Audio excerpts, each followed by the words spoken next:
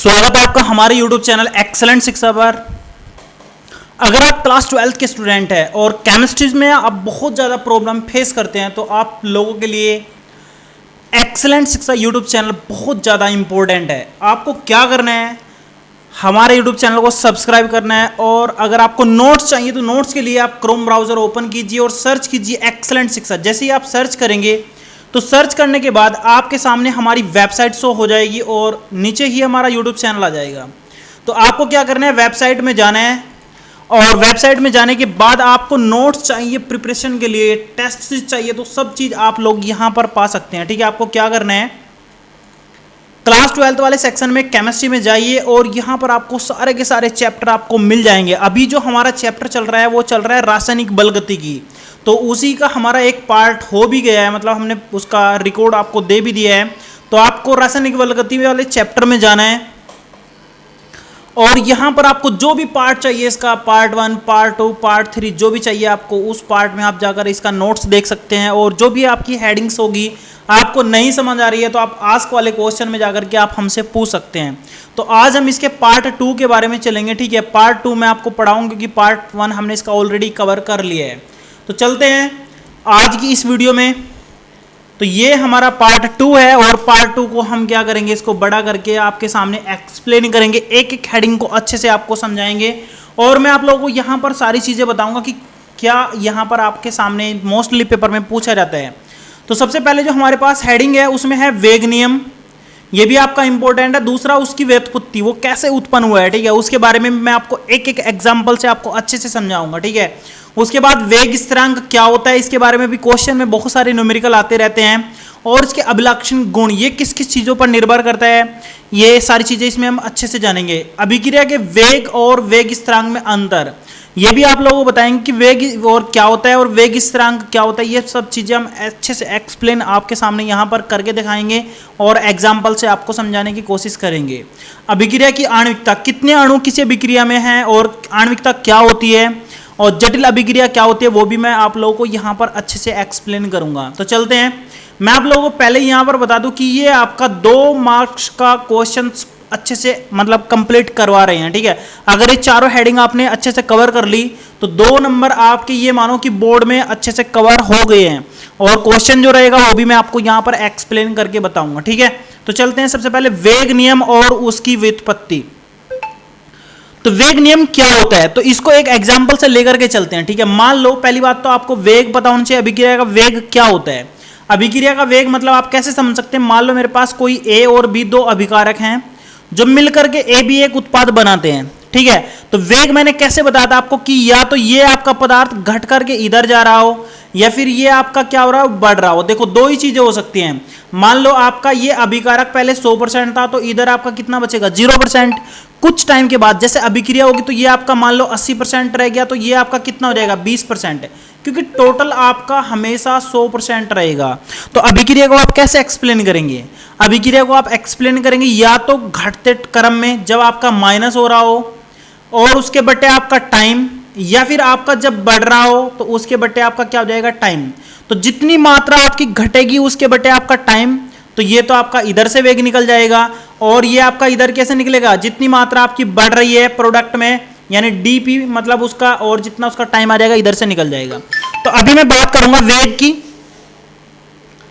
तो वेग तो पता लग गया आपको, बात करते हैं वेग नियम की। तो वेग नियम कैसे निकाला गया, एक एग्जांपल लेते हैं, एक सॉलिड एग्जांपल। मान लो आपका नाइट्रोजन डाइऑक्साइड है और आपने इसमें फ्लोरीन गैस मिलाई तो आपका जो बना है वो बना है नाइट्रोजन ऑक्साइड फ्लोराइड। ठीक है, नाइट्रोजन का एक ऑक्साइड और फ्लोराइड बन गया। ठीक है, तो यहां पर ये जो बना NO2F, तो अगर मैं इसको बैलेंस करूं तो इधर हमारे पास कितनी ऑक्सीजन है, 2, इधर हमारे पास कितनी है, 2, तो ऑक्सीजन तो बैलेंस है।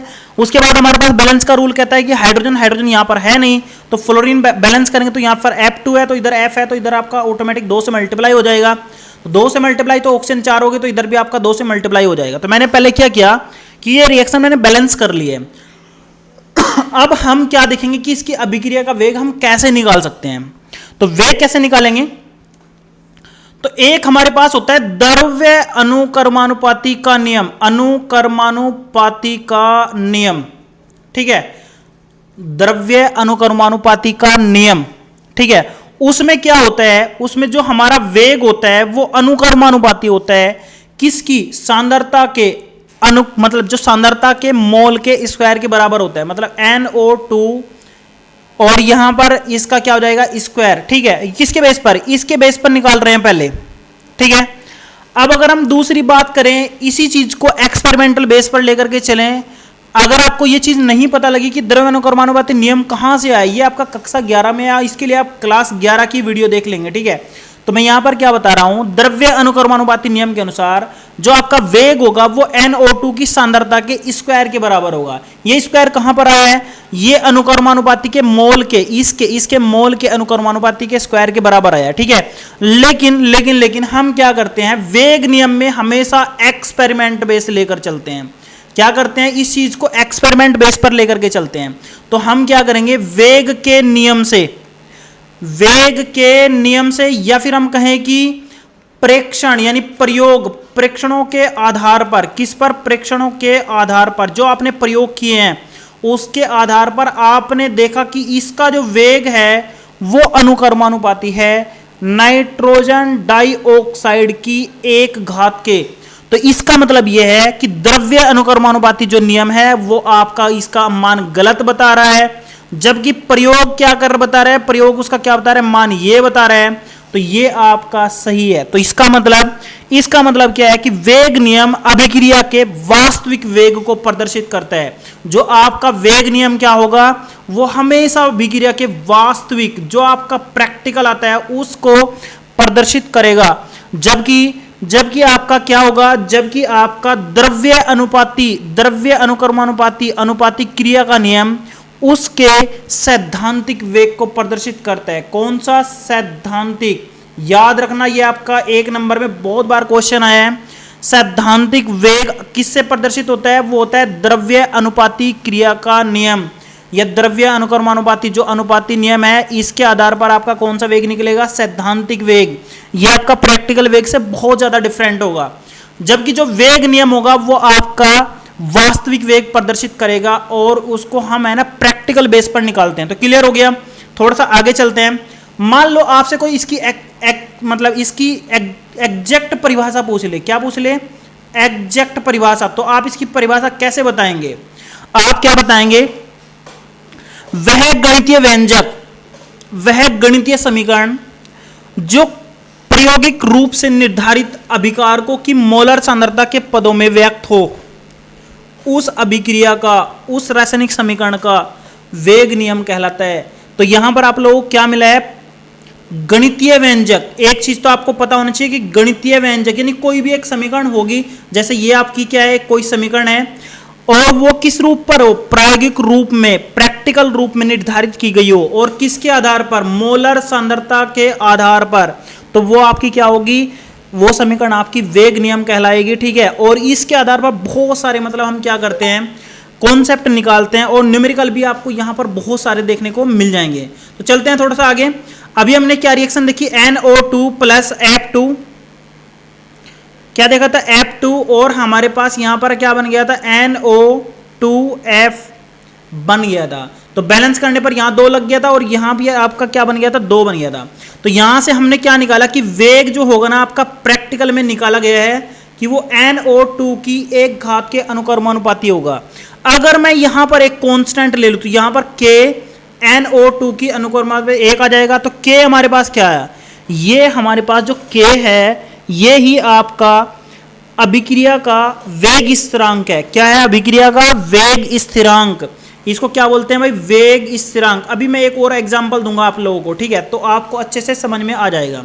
चलते हैं थोड़ा सा आगे, देखो एक और एग्जांपल ले लेते हैं। ये एग्जांपल आपका बहुत बार पेपर में 1-1 नंबर में पूछा गया है। एग्जांपल देखो, ठीक है, इस एग्जांपल को भी आप समझिए। मान लो मेरे पास 2 NO है और प्लस मैंने इसके साथ में क्या करे, NO2 मिलाया, तो मेरे पास क्या बनना चाहिए, क्या बनना चाहिए, NO कितने हो गए, 2 नाइट्रोजन, तो यहां पर NO2 बनेगा, क्या बनेगा, NO2।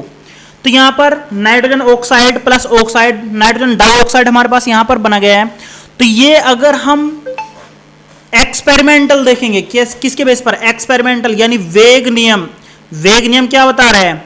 वेग नियम बताता है भाई वास्तविक वेग। क्या बताता है? वास्तविक वेग जो आपका प्रैक्टिकल में निकलता है, मतलब आप उसका क्या करते हैं भाई, प्रैक्टिकल निकाल करके निकालते हैं।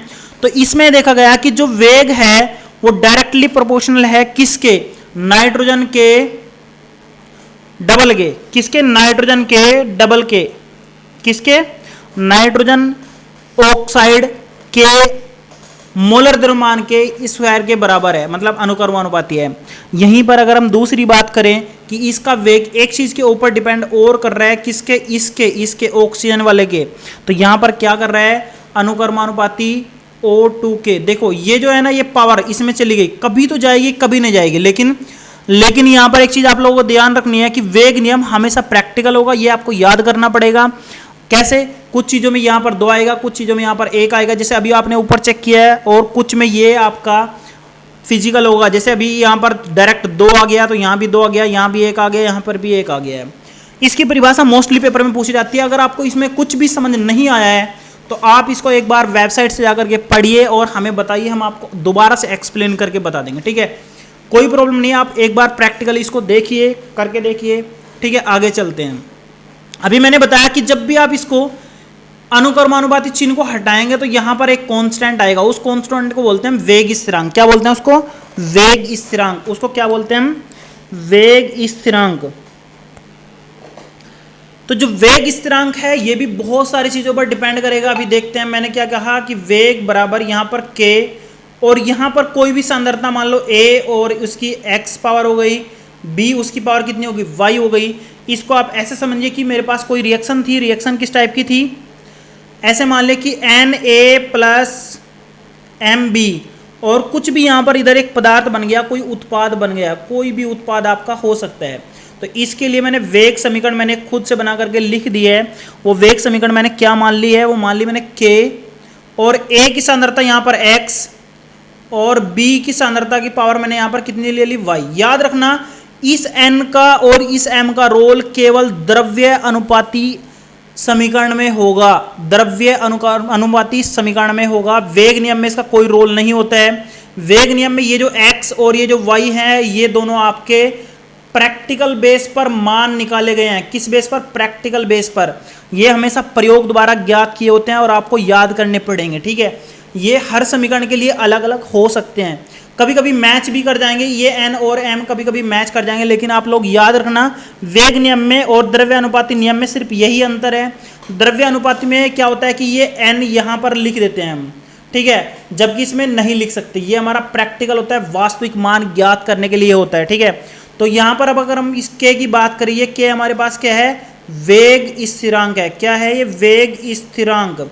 और ये किस किस चीजों पर निर्भर करता है, इसके बारे में बात करेंगे। तो नंबर एक वेग स्थिरांक जो होगा ना, वो हमेशा समानुपाती होगा। किसके? वेग के। अगर आप वेग देखेंगे तो वेग हमेशा वेग स्थिरांक के अनुक्रमानुपाती होगा। ये हमेशा इस वेग पर डिपेंड करेगा। अगर वेग का मान ज्यादा है तो वेग स्थिरांक का मान भी क्या होगा? ज्यादा होगा। अगर वेग कम है तो k का मान भी क्या होगा? कम होगा। ऐसा प्रैक्टिकल के बेस पर देखा गया है। दूसरी बात करते हैं, निश्चित तापमान पर अभिक्रिया का वेग स्थिरांक निश्चित रहता है, मतलब फिक्स रहता है। अगर आप टेम्परेचर क्या रखेंगे? फिक्स रखेंगे। टेम्परेचर अगर आपका फिक्स रहेगा तो आपका k का मान भी फिक्स रहेगा। तापमान बढ़ाएंगे तो k का मान भी बढ़ जाएगा, क्योंकि तापमान बढ़ाएंगे तो अभिक्रिया का वेग बढ़ेगा। तापमान बढ़ाने से अभिक्रिया का वेग क्या हो जाता है? डबल भी हो जाता है। 10 डिग्री सेल्सियस पर देखा गया है कि ये डबल हो जाता है, ठीक है? आगे चलते हैं तीसरी बात पर।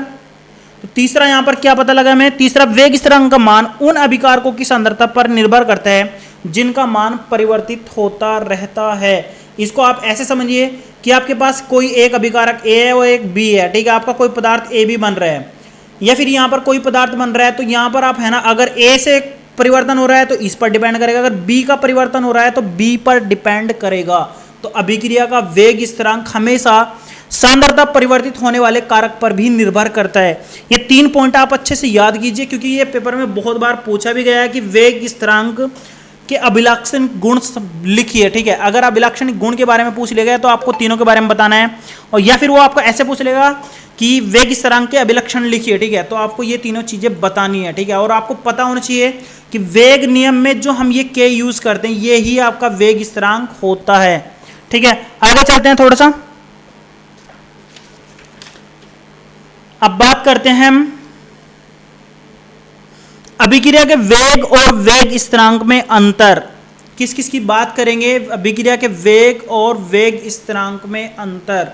तो एक तरफ तो हम वेग ले लेंगे और दूसरे में ले लेंगे वेग स्थिरांक। क्या ले लेंगे? वेग स्थिरांक। तो यहाँ पर तो आप लोगों को बहुत सारी चीज़ें, मतलब अगर हम देखेंगे तो इसमें बहुत सारी आप लोगों को यहीं पर मिल जाएंगी, ठीक है। तो नंबर 1 की बात करता हूं मैं कि जो अभिक्रिया का वेग होता है इसकी एक्सप्लेन मतलब परिभाषा लिख देंगे डायरेक्ट। अभिक्रिया का जो वेग होता है वो क्या होता है? वो होता है अभिकारक पदार्थ। क्या होता है? अभिकारक पदार्थ, ठीक, की सांद्रण। क्या होता है? सांद्रणता में परिवर्तन की दर होती है। क्या होती है? आपको पता होना चाहिए कि अभिकारक की जो अभिकारक होते हैं ना उनकी सांद्रता में जितना भी परिवर्तन होता है ना तो वो उसका क्या होता है? डी आर बटे डी टी। क्या होता है? डी आर बटे डी टी आपका क्या होता है? वेग होता है। क्या होता है? वेग होता है। जबकि ये मान आपका कब निकलेगा? जब सारी की सारी मात्रा आप क्या कर दे? एक रख दे। तो क्या रखेंगे? किसी अभिक्रिया में अभिकारकों का सांद्रण इकाई में होने पर उसका वेग स्थिरांक वेग कहलाता है। मान लो आपने वेग निकालना है तो वेग कैसे निकले? के, और जितने भी ये पदार्थ इनकी मान आप क्या रख दे? ए बी, इसकी पावर एक्स, इसकी पावर वाई। इसका मान क्या रखें? एक। इसका मान एक रखेंगे तभी तो आपका निकलेगा। तो यहां पर क्या करेंगे? इकाई सांद्रता में जितना भी उसका वेग होगा वो आपका वेग स्थिरांक होगा। तो पहली में तो आप परिभाषा ही चेप देंगे, ठीक है। आपको कोई टेंशन नहीं, आप डायरेक्ट क्या लिख देंगे? परिभाषा लिख देंगे। दूसरी बात करते हैं। दूसरा, अभिक्रिया के वेग का मान ताप पर निर्भर करता है। भाई टेम्परेचर बढ़ाओगे तो डायरेक्टली प्रोपोर्शनल आपका वेग बढ़ेगा। क्या होगा भाई? वेग बढ़ेगा। यह ताप वृद्धि में क्या करेगा? बढ़ेगा, ठीक है। लेकिन इधर दूसरी बात करें, इधर भी आपका सेम कॉन्सेप्ट लग जाएगा कि टेम्परेचर बढ़ेगा तो वेग स्थिरांक का मान भी बढ़ जाएगा। दोनों डायरेक्टली प्रोपोर्शनल रहेंगे, ठीक है। तीसरी बात करते हैं, अभिक्रिया के वेग का मात्रक प्राय मोल प्रति लीटर प्रति सेकंड होता है। इसकी मात्रक की बात करेंगे, मोल प्रति लीटर प्रति सेकंड, ठीक है। मोल प्रति लीटर प्रति सेकंड होता है, जबकि इसका मात्रक किसी कोटि पर निर्भर नहीं करता क्योंकि ये के है और कांस्टेंट होता है, ठीक है। आगे चलते हैं, चौथे पॉइंट की बात करते हैं। यह अभिक्रिया के प्रारंभ होने पर घटता है। मतलब एक बात याद रखना, अभिक्रिया की जो वेग होती है वो पहले क्या होती है? हमेशा ज़्यादा होती है, उसके बाद धीरे धीरे घटने लगती है। इसको आप कोरिलेट कर सकते हैं, जैसे टंकी होती है ना, अनाज की टंकी होती है, उसमें अनाज जब ज़्यादा होता है तो फुल स्पीड से बाहर निकलता है, लेकिन धीरे धीरे क्या होता है? घट जाता है। तो पहले इसकी क्या होती है? वृद्धि ज़्यादा होती है, पहले ज़्यादा वेग होता है, फिर धीरे धीरे क्या होता है? कम होता चल जाता है। लेकिन ये हमेशा क्या रहता है? इस साइड में ये हमेशा स्थिर रहता है, इसका मान हमेशा क्या रहेगा? स्थिर रहेगा। तो ये 4 पॉइंट आप अच्छे से कवर कीजिए, ये पेपर में आप लोगों को पूछने को मिल जाएंगे। मैं पॉइंट टू पॉइंट आपको बता रहा हूं क्योंकि मैंने इसको बहुत अच्छे से एक्सपीरियंस से आपको बताया है, ठीक है। आगे चलते हैं, अभिक्रिया की आणविकता। अब बात करते हैं अभिक्रिया की आणविकता की। तो आणविकता क्या होती है? आणविकता आपको पता होना चाहिए, ठीक है। एक चीज यहां पर आप लोगों को मिलेगी, कोटि। कोटि में आप आगे बताऊंगा, ठीक है। तो पहले मैं आणविकता की बात करता हूं। देखो, आणविकता को आप ऐसे कोरिलेट कर सकते हैं कि कितने अणु अणु का मतलब आणविकता ये मानकर चलो कि कोई अभिक्रिया अगर हुई तो उसमें उसके कितने अणु भाग ले रहे हैं, कितने अणु उसके भाग ले रहे हैं, ठीक है। तो रासायनिक अभिक्रिया में भाग लेने वाले अणुओं की न्यूनतम संख्या वो उसकी क्या होती है? आणविकता होती है। अब जैसे अगर मैं एक एग्जांपल लूं, मैं लेता हूं H2O2 और ये टूट करके आपका H2O प्लस क्या बना ले? 1/2 O2 बना ले, ठीक है। तो यहां पर कितने अणु अभिक्रिया के भाग लिए हैं? तो ये एक ही तो भाग लिया है ना, इसने एक ने भाग लिया है और 2 अणुओं में तोड़ करके दिए हैं, ठीक है। तो इसका मतलब ये कौन सी अभिक्रिया होगी? एक अणुक होगी, एक अणुक अभिक्रिया होगी। क्या होगी? एक अणुक अभिक्रिया होगी। ठीक इसी प्रकार मैं बहुत सारे एग्जांपल ले सकता हूं, जैसे कि एक और एग्जांपल लेते हैं PCl5। ये बहुत बार पूछा गया क्वेश्चन है। तो जब इसको तोड़ेंगे PCl5 को तो आपको 2 चीज मिलती हैं, PCl3 प्लस H PCl3 तो 2 Cl तो बचेंगे प्लस Cl2। तो ये भी आपकी एक अणु को, क्योंकि एक ही अणु ने भाग लिया और वो टूट टूट करके दो अणुओं में चला गया है, ठीक है। तो अब बात करते हैं एक और एग्जांपल द्विव अणु अभिक्रिया का। द्विव अणु में कितने रहेंगे, दो अणु रहेंगे। कितने रहेंगे, दो अणु। द्विव अणु में कितने रहेंगे, दो अणु रहेंगे। और इसका अच्छा सा एग्जांपल आपको मिल सकता है CH3 COO C2H5, CH3 COO C2H5 plus H2O। अगर इसमें आप जल मिलाते हैं तो इसको तोड़ करके ये आपस में मतलब क्या होगा, मतलब ये इसमें जुड़ेगा, जुड़ने के बाद आपके दो प्रोडक्ट बना लेगा। तो कौन कौन से बनेंगे, एक तो बनेगा आपका CH3 COOH, बताऊंगा वो भी कैसे बन जाएगा, C2H5OH बन जाएगा, ठीक है। तो इसको आप ऐसे मानिए कि ये आपका इतना पार्ट है और ये आपका दूसरा पार्ट है, ठीक है।